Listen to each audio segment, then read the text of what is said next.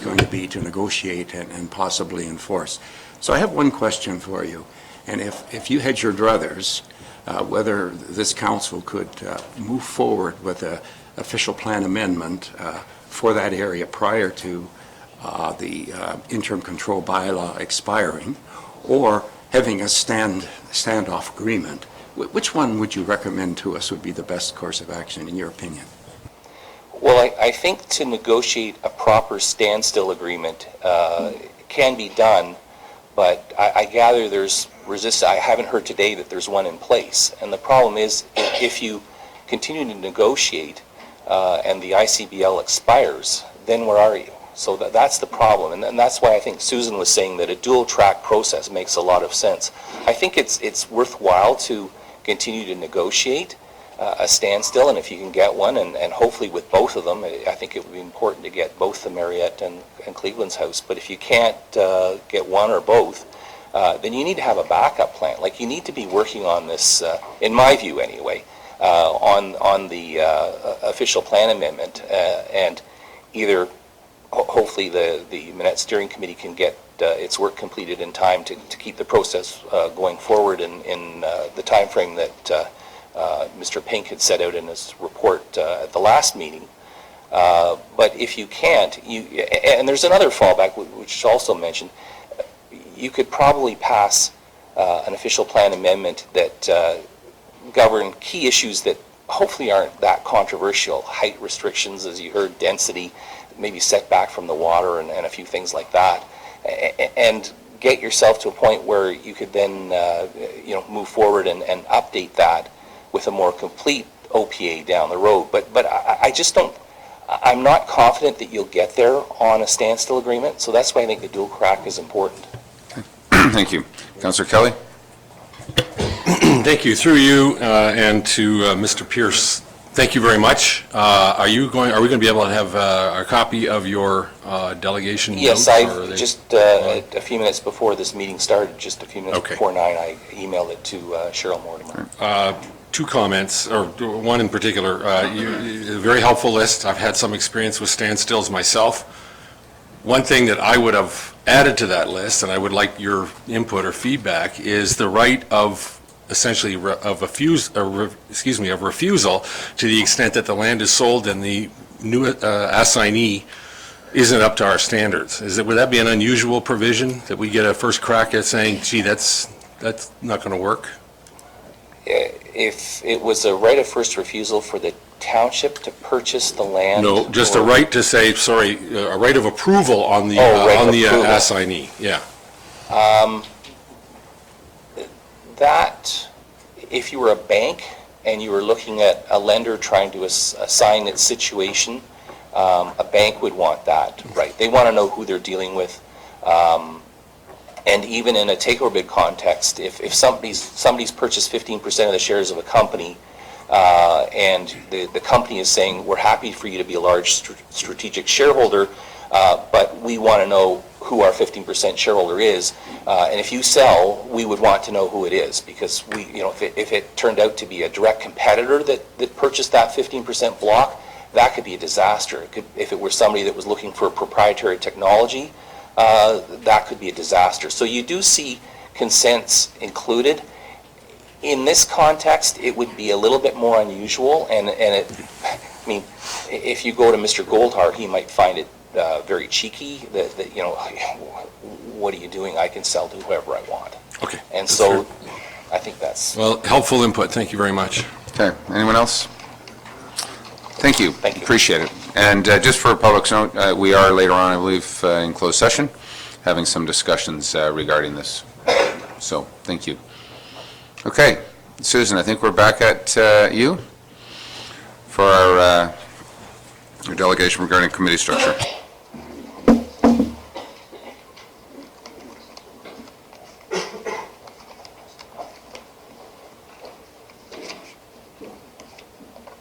Would you like me to repeat my introduction?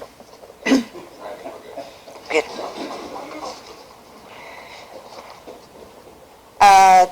Yesterday we submitted a letter, which hopefully you already received. It's a joint letter from Friends of Muskoka and the Muskoka Lakes Association, We tossed a coin, and I won the coin toss to talk to it, although Lawton Osler is here today, the president of the MLA.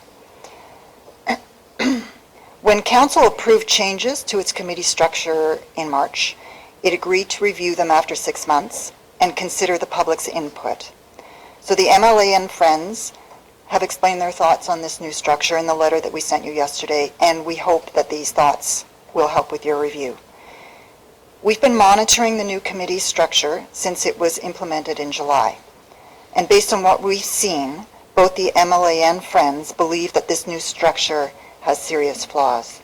I do have a handout that summarizes the numbers that we came to. What we did was we tracked how many councillors attended the various meetings and how long the meetings lasted. So I can hand that out after Okay, thank you. my delegation. So this new structure has created a bizarre situation where a councillor is entitled to attend a committee meeting they're not a member of, participate fully in the discussions, but are not entitled to vote. This disenfranchisement of councillors has proven to be a problem. Since July, all 10 council members have attended every planning meeting. That's okay. Other than when 2 did not attend in November, and we understand that in that situation somebody was trying to attend by webcast. We applaud councillors for this interest and commitment to representing their constituents. It's great. However, the councillors who have not attended have been forced to be silent. The councillors who have attended but not been members have been forced to be silent when the vote is taken, and we believe this is wrong. We believe that the participation of every councillor who attends committee meetings is equally important, and we expect each of them to be able to represent their constituents by casting a vote. My second reason goes to this point. Councillors are clearly showing an interest in the activities of the committees that they're not on. They will be more effective and better serve the public interest if they are permitted to sit on every standing committee that interests them. Thirdly, with the new structure, 4 councillors who are not on a committee are expected to vote on a matter at council without having heard the relevant information presented to the committee, including things such as the background, the presentations, comments from neighbours, and the discussions with their fellow councillors. A committee's recommendations to councils are voted on in one bundle. This bundling can lead to mistakes because individual items are not given enough attention. And we understand that this recently happened when an item in the bundle was approved that wasn't intended to be approved. Although it's possible for a councillor who wasn't at a committee meeting to request a particular item be pulled out of the bundle, the review and discussion will not be sufficient for that councillor to make an informed vote.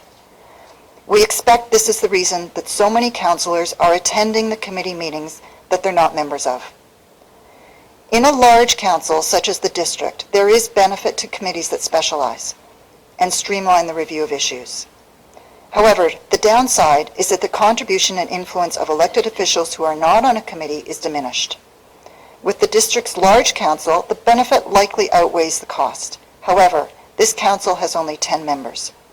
There should be a committee structure that allows all of them to hear the background and public input, participate in the discussion before voting.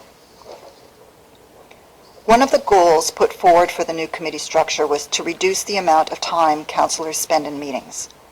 We understand councillors are not permitted to get together in groups larger than 4 to discuss council matters outside of formal meetings.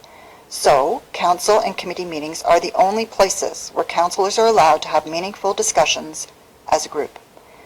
We agree meetings should be efficient, but we strongly disagree with the singular goal to make them shorter, because this risks curtailing a full, inclusive review. We've looked at the number of hours spent in standing committee meetings in the 5 months since the new structure was implemented, compared it with the previous 5 months under the old structure, and I'll pass out this summary in a moment. I should note that the number of hours that were spent in committee meetings has actually increased by over 18 hours. We've excluded, full disclosure, we've excluded the special committee of the whole meetings under the old structure to discuss the budget which take extra meeting time in the spring each year, because that's a sort of standalone budget topic, and that would have impact the new structure, just as it did the old structure. Interestingly, the time spent in council meetings has declined by over 5 hours. The record clearly shows the new structure is not more efficient and is excluding councillors and curtailing their ability to fulfill their responsibilities, and this is a serious issue for the public. We're also concerned it's more onerous for council members and staff for monthly meetings to run for 3 rather than 2 consecutive days. It's also an extra cost for taxpayers to have staff organize and attend 3 days of meetings rather than 2. From the public's perspective, we prefer to have 2 consecutive days of longer or concurrent meetings. For example, 1 day to deal with the planning committee matters, and a second day to deal with the General and Finance Committee matters plus council. Based on our records, this would be a reasonable meeting schedule, since the planning issues are taking approximately 4 to 6 hours, general finance issues are taking approximately 1 to 3 hours, and council meetings are running approximately 2 to 4 hours. And we recognize that there are unusual circumstances that can come up where these approximate numbers, they're only approximate, and this is the trend that we've seen. Finally, today's meeting is a prime example of the problem that happens with the public having to request to delegate before the agenda is released. I requested to delegate on this matter, Council's committee structure, based on a lucky guess that it would be on the agenda. So we strongly urge Council to amend its procedures to permit the public to request to delegate at least 2 business days after the agenda is released. Thank you. Thank you. Councillor Zavitz. Thank you. To you, Mayor. This is item 7C. On a more fulsome basis, is that your intent or our intent to discuss it there, or? We can have some discussion about it now and skip over to 7C type of thing. I mean, I think we're on the table, generally speaking, at this point. We don't have a full staff report. There's a quick overview. But do we have a specific question, I guess, right now of Ms. Eplett? Councillor Kelly. Just a quick question for the record, and not wanting to embarrass any one group. You're here on behalf of Friends of Muskoka and the MLA. Correct. We also received, I think, communication from MRA, and I'm wondering whether there's a membership count. How many people do you represent, FOM and MLA? So there could be some overlap, but the MLA represents 2,500 families. So within that, there's multiple members, because some families have multiple MLA members within it. So, and then Friends of Muskoka represents 4,000. As I said, there could be some overlap, and I don't have the numbers on the MRA. Thank you. Okay. Councillor Jagowitz. Yes, to you, Mr. Chair. We had a private conversation about this a couple of days ago, and you indicated this would not be discussed at this meeting. Has that changed? Is this now going to be a topic for discussion? What you and I discussed last night, not a couple of days ago, was that there is an agenda item on the agenda that says discussion. We do not have a staff report. We're anticipating a full staff report and review of our process as promised, early January or February, depending on when staff can get to that report specifically. But there is we're technically at 6 months. We haven't had 6 months of council meetings yet, but under the new format. But just as a quick agenda item to have some initial conversation, Staff wanted to speak on it, so I'm happy to have a brief conversation today, but knowing that we will have a more fulsome discussion in the next 30, 60 days. Frank? Sure, just a supplementary, just to correct it, we had 2 conversations. We had one last night. We had one on Friday at another function where I specifically asked, I saw it on the agenda, asked whether it would be discussed. You indicated it would not be. So I would prefer if everybody understands that I didn't come prepared to discuss this matter today. I assumed it would happen in January. Thank you. Sure. Maybe Madam Clerk would like to sort of comment on what's coming forward. Yes, like a report from staff will be coming forward in January, February. This is just to receive any initial feedback that you want to provide, that you want me to review or look into or provide answers for. I placed it on the agenda because I had sent an email to council members saying that I requested that council members engage with their community and to provide some initial feedback at a future meeting with the intent of a report coming forward in January, February with a complete review. But I need some input and feedback or any things that you want me to look into so I can prepare a staff report. Okay. Councillor Bridgman. Thank you, Mr. So let me just, do we have any more questions for Ms. Eplett at this particular point, and then we can have some discussion on this as we want? No. Anyone? Thank you very May I much. So, pass this? You may go to the clerk and she can circulate it. But actually, Susan, I have a question for you. You alluded to something in your comment that you said there was approval not intended. Myself, the clerk, were unaware of what was approved that was not intended to be approved. Maybe you'd like to elaborate on that?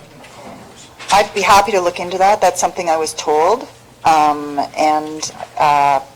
If you're not aware of it, then I will follow up with the person that told that to me and try to get some more information for you. Appreciate that. Also, just some points of clarity, if I may, as you go back. I did send you a quick email. I don't think anywhere in my initial discussions or comment, we talked about more efficient meetings, not necessarily shorter. There might be a result of shorter, but it certainly was, we have to have shorter meetings. It was talk about becoming more efficient and not circling and circling and circling and circling. So that was certainly one of those. And I guess I have just a simple question for yourself. As Friends of Muskoka and the MLA, and I see President Osler sitting there, do you believe you have impact over this council as you lobby and speak to us? Outside of council meetings? In council meetings, outside council meetings, do you believe you have an impact to what it is in our decisions that we make? I think I'd have to just speak personally to that. I certainly find that when I'm concerned about something, I'm able to pick up the phone and speak to somebody. But I do find that this forum is where we have the opportunity to have the most impact because everybody's together and the discussion flows from here. Okay, so again, so you feel when you stand at the podium, you have an ability to influence this council? Yes or no? I have an opportunity to. An opportunity. Yeah, yes. I don't mean to be vague. So generally speaking, Hopefully I do. Generally speaking, you influence us somehow. Okay.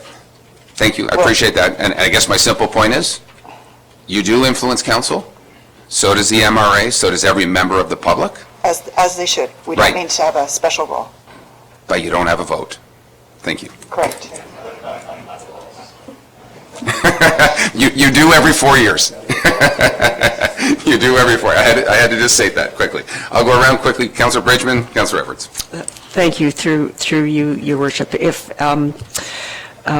our clerk is looking for feedback, I will give you the feedback I've had from my constituents and the conversations I've had, and that is basically planning needs to stay on its own because of the time involved in it, and many of the people I spoke to would like to see finance in general roll back into our council meetings so that we have 2 days in a row and everybody attends both and has votes at both. So that's the feedback I have received. Councillor Edwards? Yes, I don't think that we have influence from the MLA, the Friends, or anything else like that, but we certainly listen to our constituents, and they are our constituents. So rather than having 2,500 people show up at a meeting, which we don't have anywhere to hold their 4,000, I think they get their thoughts and that, and I've had a lot of calls on this, and people are not happy with this. They voted people in to represent them on everything, and I would go back to the old method. I don't even need a staff report on this.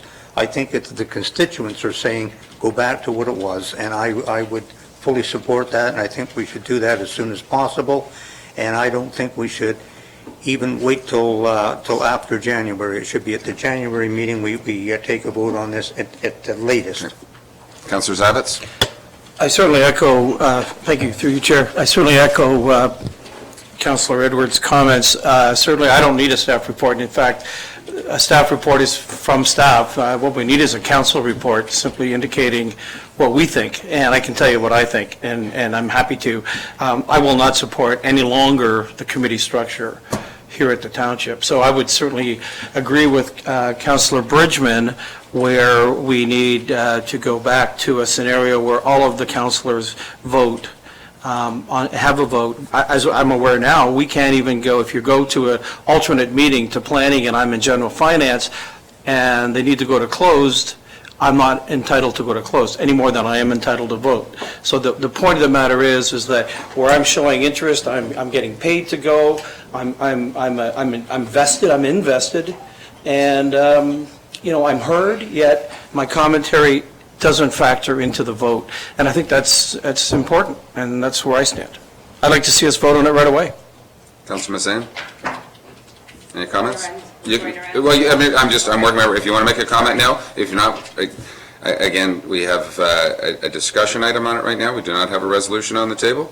I will say, if we want to make a change back, staff cannot make a change back in 30 days. I can see our clerk's hair standing on the back of her head as we would want to try and implement this from a staff report perspective, from a timing perspective. As you know, it took about 3 months to get us into this cycle. It will take some time to get us out of this cycle. So we would have to understand that from a public meeting notice perspective. There are significant changes that would need to happen. I appreciate that some councillors said we want to go back to the old cycle and the old perspective. I've also heard Friends of Muskoka and the MLA say maybe there's a different that says put planning on one day, put general finance and things. So I don't think we've landed the airplane yet if we're talking about that. So, but I'll ask for a comment at this time, if you have one. I would like to hear.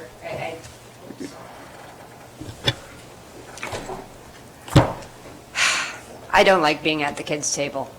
Okay. Thank you. Councilor Nishikawa? I'm a little bit concerned or confused by the document that was just handed out, and we talked about 2019, but I don't see any comparisons for the many, many years prior to. And I personally think I've been at less meetings, not at less meetings, less hours than for many, many years around this table. I don't know that that was because of the change in the committee level, but I do recognize that this year, 2019, for the majority of councillors, has been a learning experience. And some of the concerns or questions that were raised were from a person that sat on district council for a lot of years and actually attend many meetings that I don't get to vote at because I have an interest. I don't go to all of them, but at the ones that I really feel are impact on my area or my concerns that I could add voice, I'm given that opportunity. I think that around our table, we're given the opportunity to speak.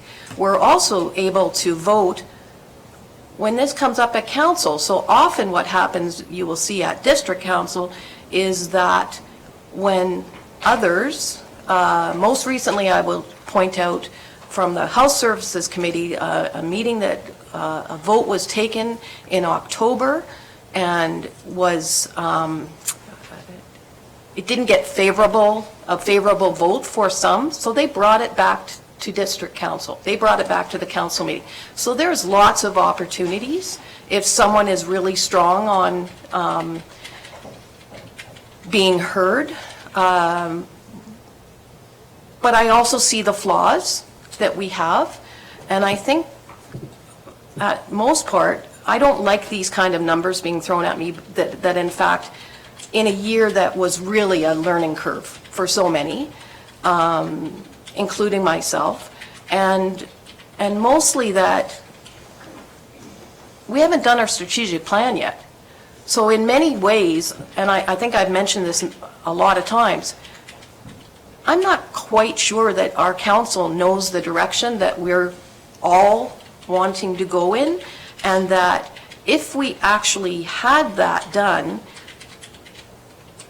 and I know at least for me personally, I will grab hold of an issue, and I won't wait for staff to tell me what to do on that. I will try and do my own research. I will try and do my own work, and then report back to a committee. So I don't have a problem with the way we're doing it now. What I think I have a problem is some of the major issues that we're dealing with, and finding the right method of getting all voices heard. And I don't have the answer, but good luck. Councillor Roberts? Thank you, Your Worship, through you. When we first formed the committees, I took this as if I was in a corporation working, and then did my best to try to work with the idea that we all wanted to work on. And I did that for the last 6 months. I too, I have it here, have numbers. I went back to 2018 and looked at all the meetings and counted all the time and all the items that we worked on. And to 2019, and the numbers that I came up with is that in 2019 we just spent a few more hours working on the 3 committees. So from the mathematics point of view, and my numbers agree with what's just presented here. Just from the, I did not attend every general finance committee. I did watch it on the webcast when it worked, and it was a great way to learn what was going on.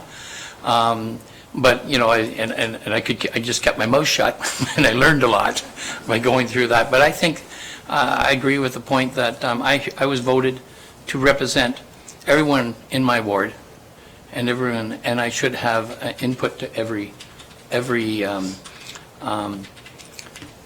vote. It's important to hear the background information. So if you weren't watching the information sessions or the webcasting, you lost the background information. So that's what my input. Oh, and I did, Madam Clerk, I did ask around, and it just seems like it's like a lot of things. Most of the voters really didn't know we had a change, in the whole process. That was input. Back to you. Okay, Councillor Jagowitz? I know you're not prepared to talk, whatever. Do we want to provide high-level comment? I will... But I've been told I'm now a politician, so that shouldn't stop me. It appears to me, Mr. Chair, that there's been a lot of backroom discussion about this topic, okay? And my assessment of that chatter is that 9 out of 10 councillors are not happy with this system. I'll leave it to your imagination who the one that is. So I will take this opportunity to give input to the clerk. I'm sorry, my mistake. I didn't realize this was going to be discussed today, but I'm prepared to discuss it now. It appears to me we're going to go back to some other method. So my concern is who acts as chair of these committees. That's a big concern. What I like about what we've done over the past 6-month experiment, we've allowed 2 new chairs to appear, Chair Bridgman, Chair Zavitz, and they have brought a different insight into our meetings. And I'd hope we wouldn't lose that, okay? So one suggestion is we have day 1, which is planning, and day 2, which is all the rest. And I would hope that both those meetings wouldn't be chaired by the same person or by someone who represents the same person. So I'd like to suggest that we consider going back to something that worked here fairly well over the past few years. And that was to have 2 committees, one sort of a committee of the whole, and that can be planning if you want or whatever, and a council. And the council is chaired by the mayor. Nobody's arguing that, okay? But in the past, that second committee was a rotating chair. Each member of council got an opportunity in order to chair, and if they were unable to chair that meeting, it was their obligation to trade off with somebody else. And that has many advantages.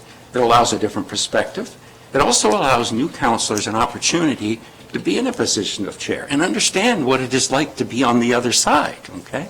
So I think it's a very smart move. So I've struggled with this, and if what we're going to do is go back to where we have two committees and the chair there isn't an opportunity for new chairs, then I don't know, I might support the existing one, because I happen to think, because I'm on planning committee, I can't speak to general that much, because as you realize, I have not attended. I've respected the committee thing. But I think Chair Bridgman has added a new dimension to planning, and I appreciate that. So those are my comments, and I may think of others at a later time. Thank you. Councillor Hayes. I have heard back from some of the residents, and we quite often saw people from Walker's Point sitting in the audience at our cow meetings. We don't now, because now they have to decide, am I going to come to this one or am I going to come to that one? Whereas before, they were able to just come for one and see what was going on. I myself would prefer to go to a 2-day schedule than a 3-day schedule, because we have other committees that we're trying to schedule as well, and that would give me an extra day to kind of do my subcommittee work, because I try and do everything in the 1 week. I find it very frustrating to be able to speak, but not be able to vote. And watching, I did stay home one time and watched it on the webcast, and I had a question. Now, I got it asked, but I did have a question. And from home, you can't ask your questions. You have to be here, you have to be sitting, you have to hear the background in order to make a good decision when it gets to council. So I don't know how to massage the meetings that we have. I would agree with Frank, a rotating chair would be great. No offense to the 2 chairs that we have, they're excellent, but I feel that everybody should have that experience of heading a meeting from time to time. So that's my 2 cents. Councillor Kelly. Thank you.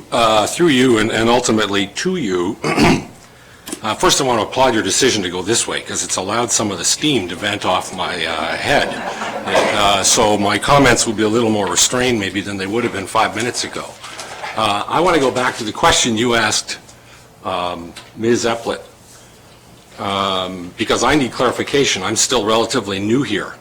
And I operate in an environment where I'm constantly under the influence of people, not under the influence full stop, under the influence of people who stop me in the street, from people who delegate. Every time someone stands at that microphone and delegates, I listen, because I thought that that's what they're here for, to influence how our democracy works.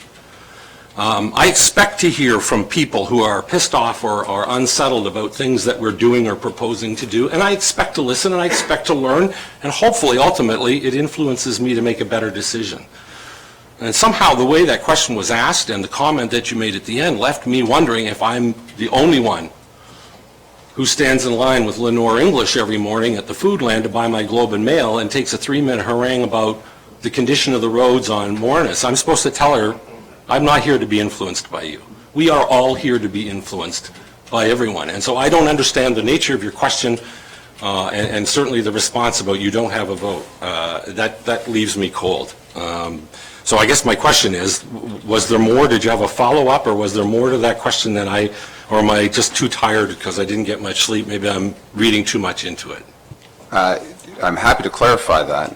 My point is, whether we have a vote at a committee or not, we have influence. The same way as the MLA has influence, the same way as Lenore has influence over you, over the roads not being cleared.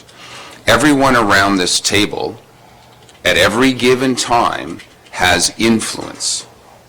The same as the public has influence, yet they don't vote on a specific topic. So when we go to a subcommittee structure, because I don't put up my hand and vote on that subcommittee, when I sit around the table and I can motivate people or not motivate people by conversation on a super hot topic, I have influence.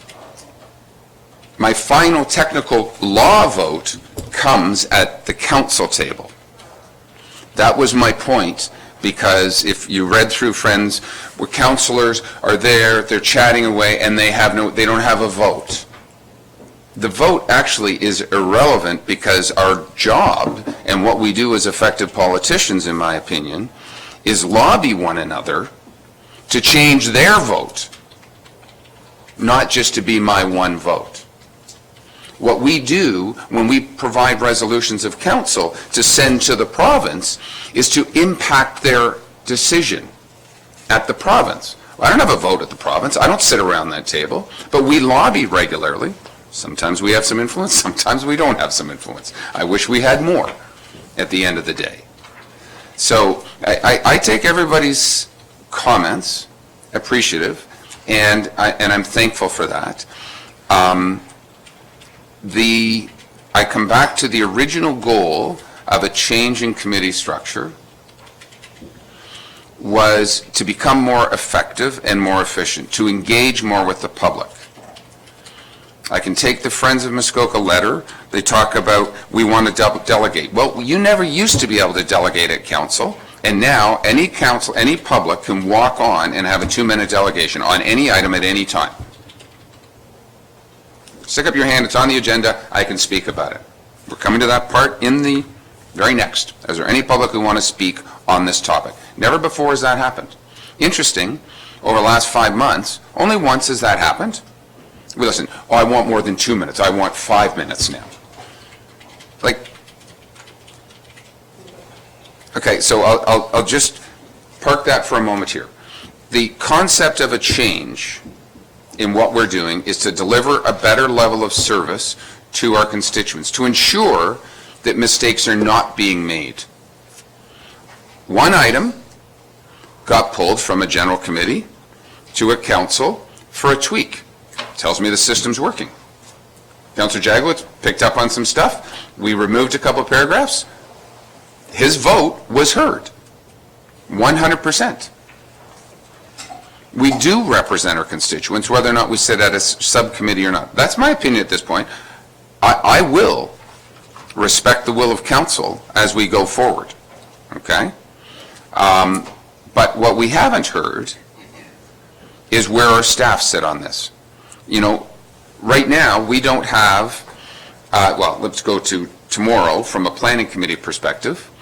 Our fire chief isn't sitting in the room. Our director of planning isn't sitting in the room. Our building department's not sitting in the room. Come back on Friday regarding a planning meeting, or vice versa, sorry, I did that backwards. All those other staff are doing their job. They're there for their specific portion, and then they're gone. One of the reasons, and I will be very bold about this, that we have had some longer meetings is because we have a lot of new people with a lot of questions and a lot of understanding.